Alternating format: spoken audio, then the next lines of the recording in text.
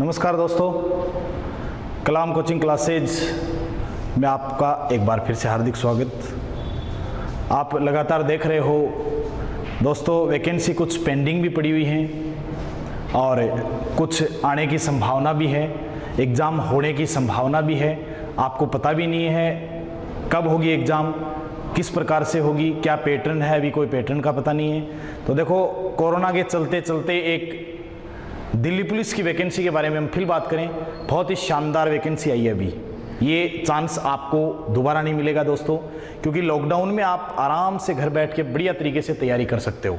दोस्तों, मैं बात करूं दिल्ली पुलिस की, जो अभी फिलहाल ही में नई भर्ती के रूप में आपको देखने को मिल रही है। दोस्तों, बहुत ही अच्छा चांस है। कई मेरे साथियों की एज ओवर हो गए थे, पिछली साल दिल्ली पुलिस की भर्ती नहीं देख पाए। अब की बार सरकार ने कुछ एज का जो क्राइटेरिया है उसमें थोड़ा सा इम्प्रूव किया है। देखो दोस्तों, अपने पास कुल पद आए हैं दिल्ली पुलिस के 5846। इसमें पुरुष हैं 3902 और बाकी बची हुई महिलाएं हैं 1944। अब देखो, सबसे पहले मैं बात करूं यहाँ पे दिल्ली पुलिस की। आज बात करेंगे अपन जहां से आप परफॉर्मा या विज्ञप्ति देख के अंत तक ज्वाइनिंग लेटर आता है तब तक की बात करेंगे। देखो, सबसे पहले मैं बात कर रहा हूं यहाँ पे आयु की। आयु में देखो, जो सामान्य वर्ग का आदमी है, उसकी आयु हो गई 18 से 25। अब देखो दोस्तों, 18 से 25, पहले इसका क्राइटेरिया था 18 से 23। अब इसमें 2 साल का इंप्रूवमेंट किया गया है। और बात करूं मैं ओबीसी की, तो ओबीसी की बात है, देखो 18 से 28। पहले इसमें क्या था, 18 से 24 का क्राइटेरिया था। और एससी और एसटी की बात करूं मैं, एससी और एसटी की, तो इसकी कर दी 18 से 30। इनका पहले था 26 का क्राइटेरिया। अब देखो कितना कितना बढ़ोतरी हुई इसमें हुई, अब सब में देखो इनमें बढ़ोतरी हुई। तो अब उसके बाद देखो, आप इसकी योग्यता रहेगी आपकी 12वीं पास। अब देखो 12वीं पास होने के बाद देखो, आपको दस्तावेज का पता होना चाहिए, कौन कौन सा दस्तावेज आपको चाहिएगा। मतलब डॉक्यूमेंट्स आपको क्या होगा, 10वीं 12वीं की मार्कशीट और ड्राइविंग लाइसेंस। ये केवल पुरुषों के लिए रहेगा, इसमें कोई महिला नहीं रहेगी। और उसके बाद जाति प्रमाण पत्र होना चाहिए आपके पास सेंटर का, सेंटर जो है ना उस गवर्नमेंट, उसका आपके पास जाति प्रमाण पत्र, मूल निवास होना चाहिए, आधार कार्ड होना चाहिए। अब देखो, ये तो आपके डॉक्यूमेंट्स रहे। डॉक्यूमेंट्स क्या रहा, इसमें रहा लाइसेंस। देख लेना एक बार, जो कुछ छात्र हैं मेरे को फोन करके बार बार पूछ रहे थे, तो मेरा ऐसा मन किया कि एक साथ ही सबको मैं इस चीज़ की जानकारी दे दूं। लाइसेंस रहेगा, ये रहेगा केवल पुरुषों के लिए, महिलाओं के लिए इसकी ज़रूरत नहीं है। उसके बाद जाति प्रमाण पत्र, मूल निवास प्रमाण पत्र और 10वीं और 12वीं की मार्कशीट। ठीक है, ये चीज़ रहेगी। आपका आधार कार्ड साथ में रहेगा, ये तो मुख्य आईडी है आपकी।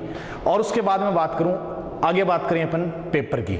ठीक है, तो पेपर दोस्तों ऑनलाइन होने की चर्चा चल रही है और आपका समय रहेगा पेपर का 90 मिनट। पेपर का जो समय रहेगा वो रहेगी 90 मिनट। दोस्तों, एक चीज़ और की गई अब की बार, खास बात ये है, इसमें 0.25 मतलब 1/4 माइनस मार्किंग रहेगी। पहले ये नहीं थी, अब इसको नया ऐड किया गया है। अब उसके बाद देखो आप, ये रहेगी इसकी माइनस मार्किंग, मतलब नेगेटिव मार्किंग रहेगी। मतलब आपकी 4 क्वेश्चन गलत हो रहे हैं तो आपका 1 नंबर लेस। उसके बाद देखो, अब इसमें रहेगा जो पेपर का फॉर्मेट रहेगा, उसमें पार्ट रहेंगे आपके 4। पार्ट नंबर 1, उसमें रहेगा देखो 50 क्वेश्चन, 50 अंक के रहेंगे और वो रहेंगे आपके जीके के। अब इसमें देखो, जीके कौन कौन सा हो सकता है, जीके हो सकता है, करंट जीके भी हो सकता है, हिस्ट्री, पॉलिटिकल, जियोग्राफी, सारा प्रकार का रहेगा इसमें, विश्व का भी रहेगा, इंडिया का भी रहेगा। अब उसके बाद देखो पार्ट नंबर 2, पार्ट नंबर 2 है, उसमें है 25 क्वेश्चन, 25 नंबर के मान लो चाहिए आप, 25 नंबर के हो गए और वो रहेंगे रीजनिंग के। ठीक है, पार्ट नंबर 3 है, उसमें आपके 10 क्वेश्चन रहेंगे कंप्यूटर के। देखो दोस्तों, ये पार्ट है ना, आपकी बार यही पार्ट हार्ड रहेगा, बाकी आप सारे जानते हो इस चीज के बारे में। जीके आपका देखा हुआ है, साइंस आपकी देखी हुई है, हर चीज देखी हुई है, साइंस इसमें आ जाएगी। GK, science, current geography, political, ये सारी चीज इसमें आ जाएगी 50 क्वेश्चन में। अब उसके बाद देखो नंबर 4 जो पार्ट है उसमें आपको क्या दिया गया है, नंबर 4 पार्ट में दिया गया है दोस्तों गणित के है ना, उसमें 15 क्वेश्चन दिए गए हैं। मैथ 15 क्वेश्चन मैथ के हैं जो नॉर्मल टॉपिक रहेंगे, आपको बता दिया जाएगा अगले वीडियो में उसमें क्या क्या टॉपिक रहेगा, क्या सिलेबस रहेगा इसका, ये इसका फॉर्मेट रहेगा। आगे देखो पेपर के बाद में देखो शारीरिक दक्षता की बात करें तो इसमें देखो क्या फर्क है, ज्यादा कुछ हार्ड नहीं है, केवल मन का ही हार्ड है। देखना एक बार, बात करें अपन इधर तो करेंगे पुरुष की और इधर करेंगे अपन महिला, अलग अलग डिवाइड कर देंगे इसको। देखो सबसे पहले अपन बात करें दौड़, दौड़ है 600 मिनट और 1600 मीटर, ठीक है।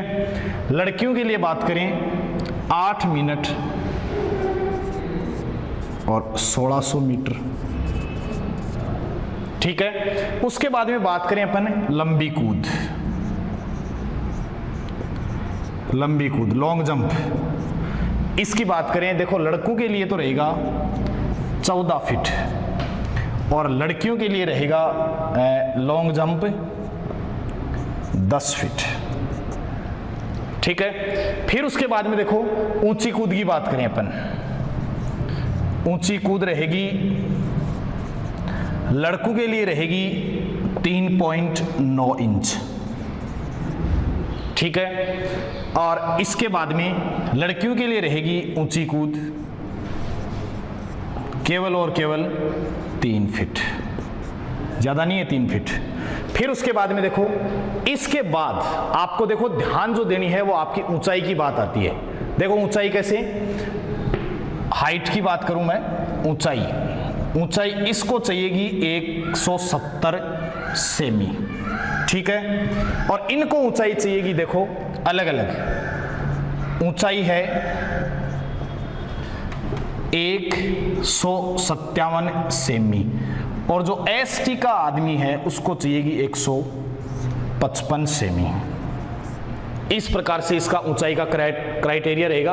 अब उसके बाद देखो अपन एक बात और करें, पुरुषों के लिए केवल चेस्ट की बात करें, चेस्ट की बात करें तो चेस्ट रहेगा इनका 80 सेमी, 80 से 85 होना चाहिए और 5 सेमी का फुलाव, 5 सेमी का फुलाव भी होना चाहिए। ये जरूरी है।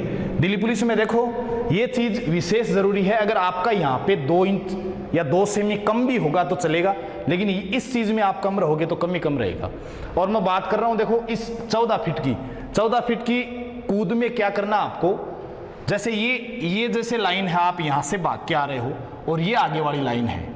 देखना दोस्तों मैं बता रहा हूं आपको, इस लाइन को आप कट कर दोगे ना तो आप फेल हो जाओगे, चाहे आप इधर 16 फीट जाओ चाहे 18 फीट जाओ, कोई मतलब नहीं है। अगर आपको इस लाइन का क्राइटेरिया सही तरीके से मालूम है और इस पे आप सही कार्य कर रहे हो, यहाँ से पैर सही रख रहे हो, तो यहाँ अगर 1-2 इंच आप कम भी होगे तो आपकी हाइट या आपकी ये दूरी काम में ले ली जाएगी।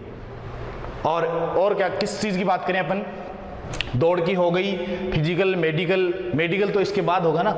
सबसे पहले आपका फॉर्म भरना, आपको विज्ञप्ति जांच कर लेना, फॉर्म भर देना। उसके बाद आपको उसकी टेस्ट की तैयारी करो, टेस्ट के बारे में मैंने बता दिया आपको। उसके बाद आप तैयारी करो, टेस्ट में पास हो जाते हो शारीरिक दक्षता की, और उसके बाद हो गया आपकी मेडिकल। अब बात रही मेरिट की, मेरिट कितनी रहती है सर।